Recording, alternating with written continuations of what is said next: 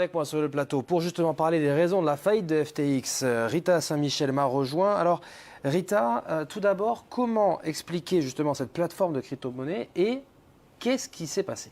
Depuis 2019, qui est la date de création de FTX, jusqu'à novembre dernier, FTX était la deuxième plateforme la plus importante au monde.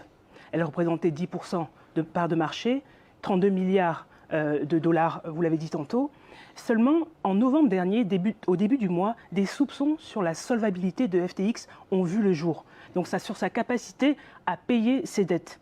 Au final, il y a beaucoup d'inquiétudes parmi justement ces investisseurs.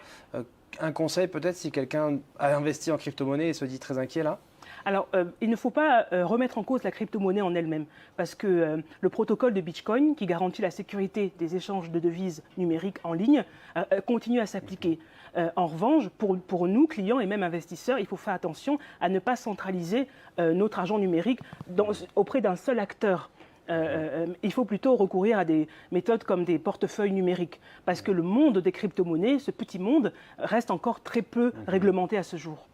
Rita Saint-Michel, merci beaucoup pour toutes ces précisions. Rita Saint-Michel de la rédaction de BBC Cash Echo. Voilà. Qu'est-ce qui explique ces situations, ces décisions au Nigeria? Eh bien, la première raison de ces limitations de retrait, vous l'avez donné, Atta, c'est que la Banque centrale du Nigeria veut tenter de contrôler l'inflation en tentant de contrôler donc la masse de billets en circulation.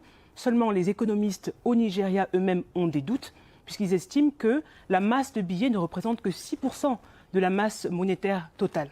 Donc on peut imaginer qu'il y a d'autres raisons. Alors pourquoi une telle vague de licenciements? Pour en parler, j'ai avec moi Rita Saint-Michel de la rédaction. Alors Rita, que se passe-t-il à la Silicon Valley? Eh bien, les experts parlent d'un excès de confiance. Pendant des années, les entreprises de la Silicon Valley ont affiché une croissance exceptionnelle. Mais leur apogée a eu lieu pendant le Covid, parce que tout le monde était confiné, on est tous devenus très dépendants du numérique. Les plateformes, par exemple, d'e-commerce, les réseaux sociaux ont explosé sans engranger un énorme chiffre d'affaires pour notamment les GAFAM, Google, Apple, Facebook, Amazon, et Microsoft.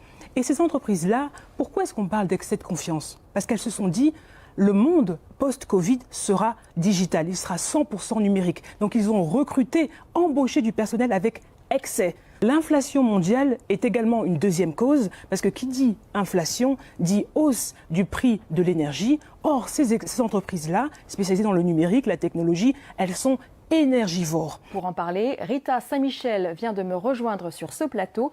Bienvenue Rita. Bonsoir Clarisse. Bonsoir. Alors, pourquoi cette discrimination aux droits fonciers? Eh bien Clarisse, peu de pays ont une législation en vigueur.